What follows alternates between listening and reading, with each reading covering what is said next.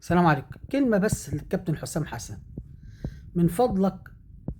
عندك ناصر منسي، مهاجم ما شاء الله، في كل مباراة بيسجل اجوان، هداف. كفاية ظلم ليه؟ يعني انا رأيي كده، كفاية ظلم لناصر منسي.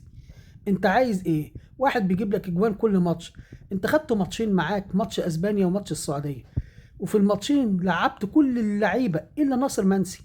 كله لعب الا ناصر منسي. طب ليه؟ يبقوا واخده ارضاء بس لجماهير نادي الزمالك، علشان ما حدش يتكلم. يعني ناصر في الفورمه وعامل شغل حلو، وانت مش مقتنع بيه تقوم تاخده؟ يعني انت مش مقتنع بيه خدته وما تلعبوش، ومش حاطه في دماغك حاجه اساسي خالص؟ ده احسن، معلش، احسن من عمر مرموش يا عم. انت بتتكلم في ايه؟ بص شوف الفورمه بتاعت ناصر منسي.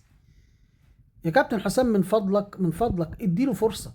الراجل ده مش عايز اقول لك ان هو لعيب اشتغل على نفسه وجاهد.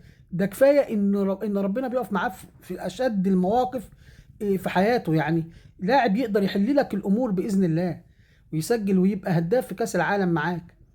خده، مش هتخسر حاجه، وجربه ونزله واديله ماتشات. صدقني احسن من لعيبه كتير، مش عايز اقول احسن من مين ومين مين. يعني نفسي تديله فرصه وتراعي ربنا في الراجل ده. اديله فرصه من فضلك يا كابتن حسام، اديله فرصه. لا، ده عامل اهداف جميله جدا. شوف الهدف الاخير الثالث بتاعه في المصري، عالمي. الراجل ده وش رجله عارف الجون. بقوا بجد يعني. حتى بص الجون الاولاني الثاني اللي هو جابه للزمالك، اللي هو الجون الاولاني ليه، شاط وهو مش شايف الجون قصاده. والجون الثالث اللي جابه للزمالك شاط وهو مش شايف الجون قصاده. رجليه عارفه المرمى.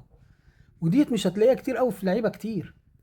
يعني من غير ما يبص على الحارس، من غير ما واخد، كله متفرمط، كله محطوط في دماغه، كله محطوط كوبي عنده، جابها جون على طول. فمن فضلك اديله فرصه، الله يكرمك، ولعبه.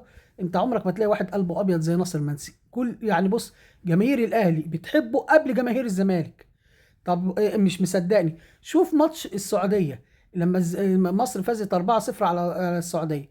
حصل ايه بعد الماتش؟ نزل يحتفل مع الجماهير رغم انه ما لمسش الكوره، وهو الوحيد اللي ما لمسش الكوره وما لعبش، بس نزل يتصور معاهم وفرحان قلبه ابيض. انت تلاقي واحد قلبه ابيض زي ده فين؟ اديله فرصه ولعبه، ومش هتخسر حاجه، وان شاء الله هتلاقيها ماشيه معاه.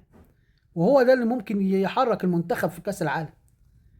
يا ريت يكون كلامي يوصل لك وتديله فرصته بجد. وشكرا، السلام عليكم. تابعوني محمد ابو فرح.